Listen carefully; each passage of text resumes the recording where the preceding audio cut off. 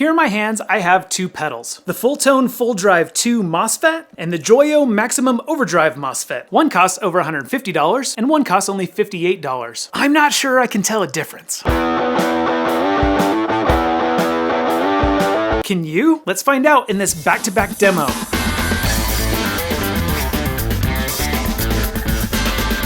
Here's to you guys. Man, I love coffee. I probably drink way too much coffee. Sorry, was that me? Anyway, for those of you who aren't familiar with the Fulltone Fulldrive 2 MOSFET, this is regarded to be one of the best pedals of all time. In fact, it actually won Guitar Player Magazine's People Choice for the best pedal of the year several years in a row. If you're a blues or rock player and you play through a tube amp, this is a must-have pedal. Now, I've always wanted one of these pedals, but I personally never owned one because $150 is the same price I paid for my amp, so it was kind of hard to justify. But Joyo, or Joyo, I'm not entirely sure how you're supposed to pronounce that, they released this new R series of pedals at NAMM, and they look like really, really great pedals, and so I was lucky enough to get to take home a few of them to try out. This Maximum Overdrive pedal only costs $58, and it is literally the exact same pedal as the Fulltone Fulldrive 2. In fact, the only difference that I can really tell is that the Fulldrive 2 has a bigger enclosure because you can run it off a 9-volt battery, where this one is power supply only. Also, the Fulldrive can be run at both 9 and 18 volts for increased headroom, whereas the Maximum Overdrive you're limited to just 9 volts. But the control layout on these pedals is exactly the same. The Fulldrive has 4 knobs: volume, tone, overdrive, and boost, and the Maximum Overdrive has volume, tone, gain, and boost. The only difference is they renamed overdrive gain. The Fulldrive has a 3-way switch to decide what kind of overdrive you want. So you've got your comp cut, which is a compressor or a clean boost. You've got your FM, which stands for flat mids, or your vintage, which is like a boosted mids. The Maximum Overdrive has the same 3-way toggle switch, just labeled a little bit differently.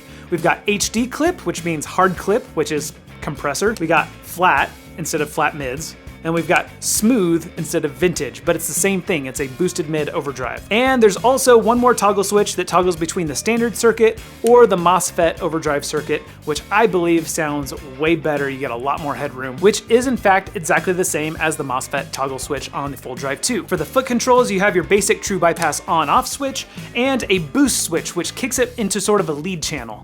And on the Maximum Overdrive, exact same thing. Now, I gotta be honest, when I originally demoed these back-to-back with the exact same settings, I found the Fulldrive to have a bit more headroom. It just sounded a little bit bigger overall. And then I realized when I turned every knob up just 1 notch on the Maximum Overdrive, it sounded completely the same. So for example, if you have the Fulldrive set with every knob at straight up noon, you need to set all the knobs at 1 o'clock on the Maximum Overdrive to get the exact same sound. And once I figured out that little tweak, I was truly amazed at how freaking good this thing sounds. Now, I'm sick of the music industry telling us that just because we didn't pay as much for something, that somehow means that it's not as good. I just don't subscribe to that logic. And if you don't believe me, check out this sound demo and let me know in the comments if you think that you can hear a difference between these two pedals. For this demo, I'm going to be recording directly into Logic Pro using this Focusrite Scarlett USB interface, and for amp simulation, I'm just going to be using a basic Tweed amp simulation, and I'm turning the gain way down so it's nice and clean. That way the overdrive we're hearing is just the pure overdrive from these pedals. I also put an affiliate link to the Maximum Overdrive in the description just in case you're like me and you can't tell a difference at all, or at least if the difference you can hear